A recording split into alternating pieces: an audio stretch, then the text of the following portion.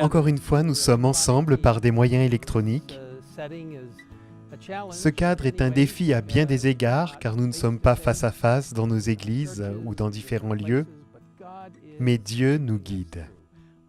Je vous encourage à avoir de l'espoir, à être les mains et les pieds de Dieu pour aider à apporter l'espoir et la guérison. Vous savez, Dieu nous montre le Christ qui va bientôt revenir. Et ces dernières semaines, nous avons examiné un certain nombre de textes, Matthieu 24 et avant cela, le 2e chapitre de Daniel, un chapitre extraordinaire que j'aime beaucoup. Jésus va bientôt revenir et c'est exactement ce que nous dit la prophétie. Maintenant, j'aimerais que nous examinions Daniel chapitre 7. Dans Daniel chapitre 7, nous trouvons des aspects surprenants qui sont très similaires à ceux de Daniel chapitre 2. Et ce sont des éléments fascinants si l'on considère qu'ils représentent différents royaumes. Comme nous n'avons pas beaucoup de temps pour approfondir ce sujet, nous ne l'examinerons que d'une manière assez succincte pour ensuite considérer quelque chose de très intéressant venant de la 4e bête ou de la 4e puissance. Et lorsque nous lisons le 3e verset, nous constatons que 4 bêtes énormes sont sorties de la mer, différentes les unes des autres. Puis, au 4e verset, il est dit un lion qui avait des ailes d'aigle. Et bien sûr, cela représente Babylone. Et cela ressemble beaucoup à Daniel chapitre 2, juste avec des animaux ou des liens différents, des symboles différents, disons. Et puis soudain, au verset 5, un ours se dressait sur un côté. Il avait 3 côtes dans la gueule, entre les dents, les Mèdes et les Perses. Et puis nous lisons qu'un léopard apparaît au verset 6. Après cela, j'ai vu une autre bête qui ressemblait à un léopard. Elle avait 4 ailes sur le dos, comme celle d'un oiseau.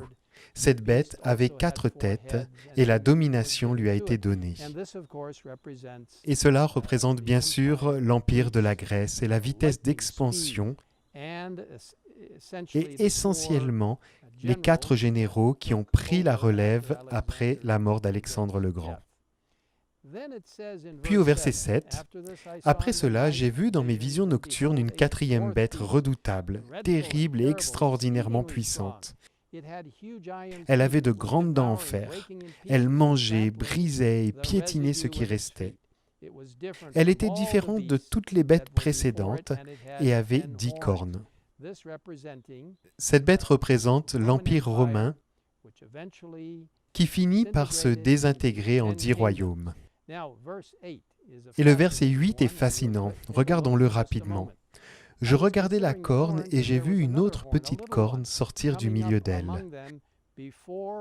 3 des premières cornes ont été arrachées devant elle. Sur cette corne, il y avait des yeux pareils à ceux d'un homme et une bouche qui parlait avec arrogance. Cette petite corne est un pouvoir politico-religieux qui vient du dernier royaume que nous avons vu. Et ce royaume particulier, ce pouvoir politico-religieux, parle avec arrogance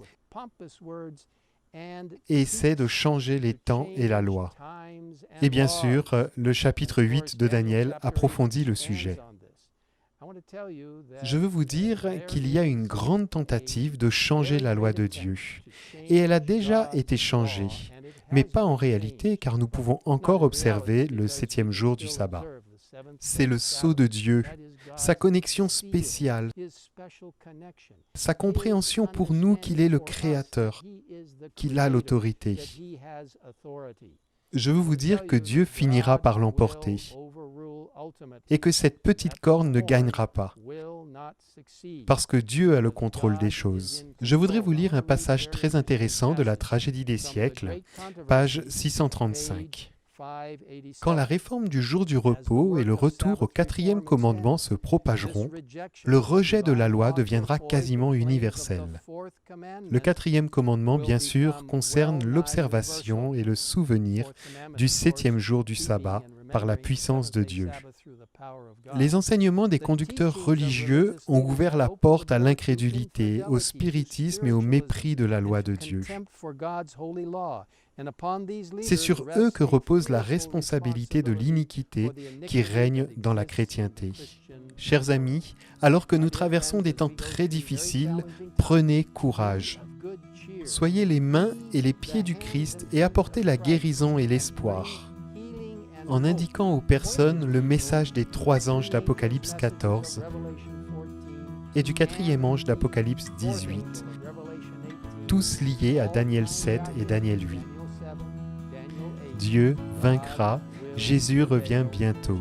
Laissez-moi prier avec vous. Père qui est aux cieux, merci d'être aux commandes. Merci pour la façon dont tu peux contrôler notre vie et le destin de ce monde.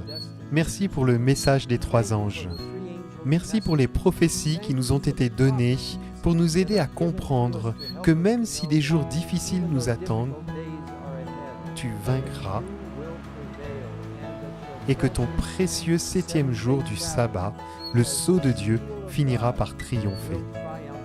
Seigneur, sois avec chacun de nous, alors que nous proclamons ta parole par des actes merveilleux de bonté, en indiquant aux autres la sainte parole de Dieu et les prophéties qui nous indiquent le prochain retour de Jésus.